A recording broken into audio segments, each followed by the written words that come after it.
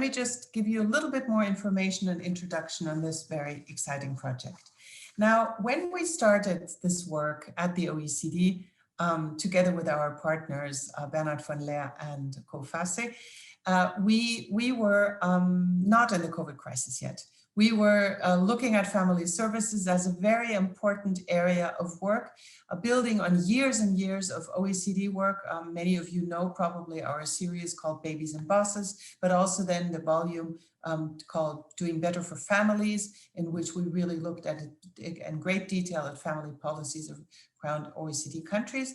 And more we were being asked by countries around the world how to work more on the actual delivery of family services. So it's all very well to look at policy principles, at big decisions that governments have to take, at budgeting and so on, but what is actually going on the ground? And I know that many of you in the audience are actually those who deliver those services to families every day. So it was very important to get that perspective so that governments can actually understand what's going on, what works and what doesn't, and share that information across countries. And we all know that with the onset of the COVID crisis, and we're just now, it's almost, for us in France at least, it's almost exactly a year now, a little bit more than a year that we've gone into various waves of lockdowns. And we know that for families, this has been and continues to be a particularly difficult time. People are locked up sometimes in very inappropriate spaces, trying to telework, teleschool, do everything at the same time. There's a lot of tensions as everybody's on edge, a lot of anxiety levels, a lot of fear, both in terms of health anxiety, but also parents losing their jobs, children falling behind in their schoolwork, being isolated, not able to see your children. So if we thought that there were problems for some families before this crisis came, we know that these problems have become so much bigger and so much more serious and so much more urgent for policymakers, but also family service delivery agencies and organizations to address. So in this sense, the pandemic has made this report that we're launching today even more important than it ever was before. Now, let me also quickly say what we're going to do today. So we're going to start with a presentation of the main findings of the report, and then we will have a couple of panel reactions and discussions giving us their view on the report. And then we're hoping to have a lively discussion with all of you listening, which is again, where I would like to remind you of the chat. Don't hesitate to use it as of now, anything that comes to your mind as you listen to the first presentation, but then also to the comments, please do let us know. Now, without further ado, let me hand over to my colleague from the OECD, Olivier Thévenot, who is one of the main authors of the study, for his presentations of the main findings. Olivier, the floor is yours. Thank you, Monica. I hope you can see now my screen, my slides that I just shared with you. So thank you very much, Monica, and welcome everybody. This is very true that a little over a year ago, when we started this study, I would never have bet that the topic we are discussing today, family support services, would have such an important role in the daily lives of families today. In France, but I'm sure it is also true in the countries you are connected from today, there is not a single day without the news highlighting the distress of families and children coping with the economic, the social and the psychological consequences of the COVID-19 pandemic. We are all very familiar with reports stressing that policy measures such as lockdowns, school closure, or teleworking from home are generating higher incidence of anxiety, sleeping disorders, and other mental health issues among parents and children. In addition, many families who were in a fragile economic situation before the pandemic have been pushed into poverty or have great difficulties to meet ends. For instance, in our survey, Risk That Matters, that was run in 25 countries last autumn, we found that 12% of households with children failed to pay a usual expense, such as rent, mortgage, utility or credit card bills. And 4% of all households with children asked a charity or non-profit institution for assistance because they simply cannot afford to pay usual expenses. And obviously, some groups of families and children have been hit very hard by this description of teaching or by the description of many services disadvantaged families were receiving before the crisis. The crisis has only made things going worse for the already vulnerable families and increased the needs of support of families. So the question is, how can we better help these families in such circumstances? How can we better prepare parents and children to cope with such shocks? These are the questions our study wanted to explore. However, the work I am presenting today was undertaken before the pandemic onset. There was already a clear desire from OECD countries to get a better knowledge of the wide range of services that exist in many countries to support families in their daily lives beyond the standard support that families receive for childcare or to balance work and family life.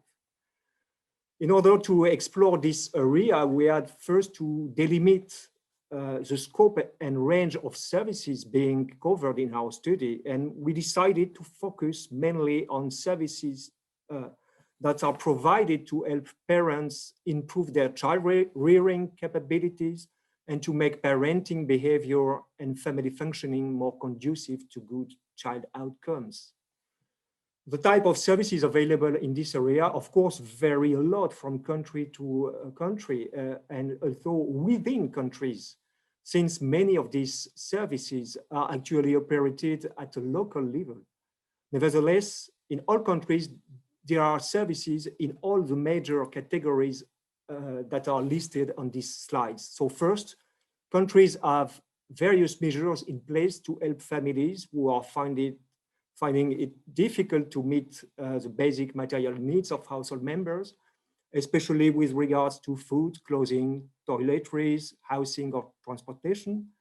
These measures can take various forms from school meal programs, food or clothing vouchers, subsidized access to social housing, to shelters or to transportation. And also sometimes cash payments can be tied to families' participation in services in order to encourage uptake of services and programs. There is also a wide range of services that are provided to support maternal and child physical and mental health. And the provision of these services is operated through various channels, including prenatal or postnatal care services, general health services, or again, school-based services. Family functioning services are also provided to help families cope with stress and improve the functioning of the family. It involves, for instance, in-home supports, but also family counseling services or respite services, which are dedicated to support families during times of family crisis. Finally, a range of specialized services are provided to address the complex needs of very vulnerable families, such as, for instance, when a family member is disabled or is placed in a socially disadvantaged situation. These services, if they are properly integrated into the social support networks, can help address important family issues, and their role is also key in preventing that small problems turn into serious issues. So in that context, and to better support families, we need to figure out what are good practices in that field and what are the options to enhance service quality in this area. To answer these questions, we decided to collect information on government and municipal policies in this area, as well as on service provider practices. Therefore, we developed two questionnaires for which we obtained responses in January and February last year, just before the lockdown was decided in many countries.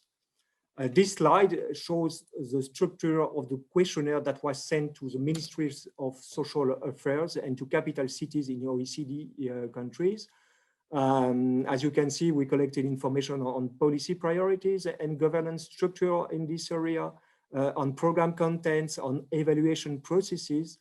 But I must say that we have been much less successful in collecting consistent data on cost and funding, simply because the categorization used in social protection accounts do not allow an accurate identification of public spending on family services at all levels of government administrations. The second questionnaire was targeting service providers and was sent to over 600 organizations. And in return, we received around 170 complete responses from 29 countries with full answer to the complete questionnaire. As you can see in the slide, we collected information on service delivery practices, on processes service providers put in place to reach vulnerable families, to coordinate also their action with other providers and with social agencies. We also gathered information on evaluation practices and on the use of digital tools by service providers. Then we have collated a lot of evidence, a lot of examples of programs, of qualitative information on delivery practices, and you will find all the relevant information on the full report that is now available on the webpage, that dedicated webpage that we have developed for that report. But I would like to use the time that remains to focus on the main conclusions and recommendations we draw from this work in order to engage a discussion with you all. So the first thing that is really essential to provide good support to families is to make sure that families' needs can be identified and addressed early, meaning here as soon as the needs emerge. This is true for all families, but this is even more so for expectant parents or parents with very young children who are often learning what parenting is all about. For this reason, a few countries are now paying great attention to the adequacy and to the coherence of the support they provide during the first 1,000 days of children's life. The idea here is to ensure that parents can enter into a well-defined, continuous and tailored system of prevention and support covering the family from child conception. The aim is also to complement health checks with a broader assessment of families' wellness, which encompasses their needs regarding social or psychological assistance, or with regards to their needs regarding work and family life reconciliation. However, only a handful of OECD countries have taken steps to promote such way of integrating family support into one coherent system. For families with school-age children, schools are another resource that allows to gather all children at one place. And for that reason, schools are important to operate health checks such as vision, hearing, or dental screenings. Some basic assistance can also be provided at school. For instance, school meals programs are key to provide children with food security and good quality nutrition for children in need. However, not all OECD capital cities operate such service, as our survey revealed that almost 1/3 of capitals did not provide systematic food assistance to families with school-age children through either school meals or food banks or by any other channel. Schools can also play an important role in detecting needs for psychological or social assistance and they make it easier to follow up with children requiring support who otherwise are reliant on a parent to bring them to appointments with support providers. Still, in-home supports may remain a solution when there is a risk for children receiving assistance at school to be socially stigmatized. However, across OECD capital cities, only 1/3 reported that they operate in-home support for families with school-aged children. Supplementing the provision of services with conditional cash transfers can also be an effective way to encourage take-up and extended use of services. This approach is quite common in developing countries, but is far less frequent in high-income settings. Yet our survey, quite surprisingly, found that about half of capital cities support needy families taking up services with conditional cash transfer. Then, of course, as you know, service quality in the area of family services is a big issue. This area is indeed populated with a variety of actors and programs, of which the cost and the quality may vary substantially. And ensuring the provision of high quality services is key to build trust in this area, to encourage families taking up services, as well as to encourage governments to invest public money on programs with proven positive effects on families' outcomes. Staff qualification and skills are, of course, very important to strengthen quality. But what is equally important in this area is that staff in family support services, they are highly exposed to high risk of burnout and to a high turnover due to the job stress that is associated with working with highly disadvantaged families. However, the support staff receive from their employers seem to be very limited, since we found that in our questionnaire that just over half of service providers indicated that they provide individual check-ins and assistance to help their staff cope with job stress.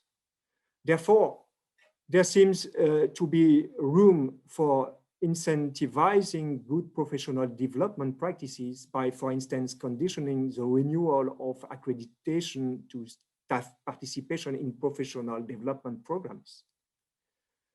One big challenge is also to get effective impacts on families' outcomes, and this challenge lies in the capacity of the service system to address the often complex and intertwined issues that family members face at the same time.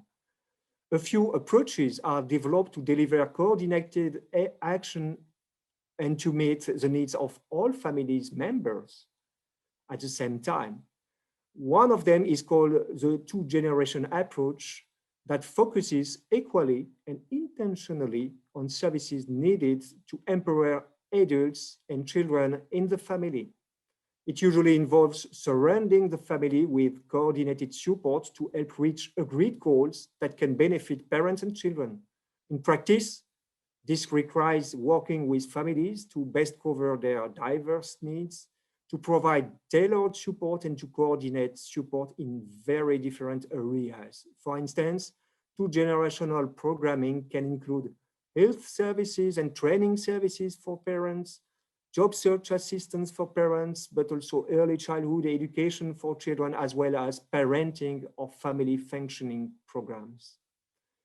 Last, service evaluations are crucial to ensure that practices with highest impact on family outcomes are identified and that knowledge is shared across stakeholders. More than 8 in 10 survey respondents reported that they conduct regular evaluation of service delivery processes, but quite surprisingly, we found that only about half of service providers are conducting regular impact evaluations. Then, digital tools are also creating new opportunities to deliver service effectively and to increase also service reach.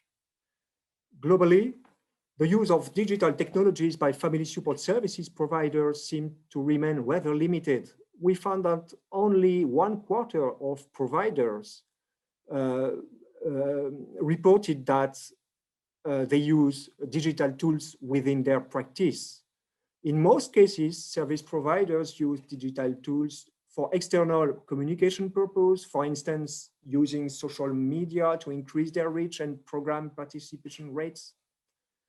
Relevant applications, websites, and platforms can also help service users navigate the service system. And from a public policy perspective, it can help delivering a swift response to families' needs. But I won't develop further on that issue because I think Alina Turner will say more about how such platforms can help families to timely find the services they need. Service providers can also leverage digital tools to help with internal administrative work and internal communication, for example, through online methods of record keeping or to share casework documentation. But we found that only 4% of service providers reported that they use tablets or paperless system within their work practices. Of course, while it creates new opportunities to provide timely assistance, the diffusion of digital resources also requires strict legal safeguards to ensure that the collection and the use of data are compatible with family and individual privacy rules. Again, we may come back to these issues later during the discussion.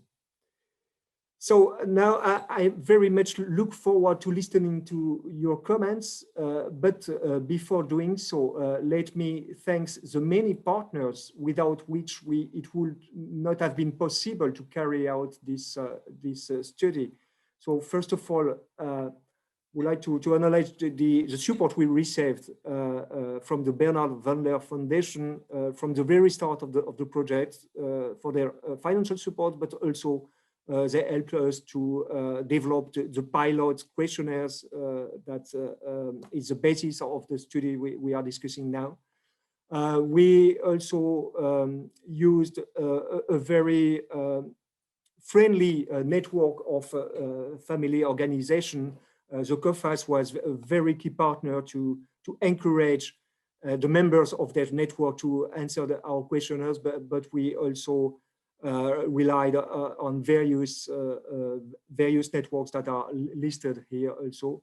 And to get information from the government sides, we also are very grateful to our delegates from the Ministry of Social Affairs that forwarded the questionnaire to the relevant people in capital cities. And I will stop there. And I'm very much looking forward to the discussion. Thank you very much.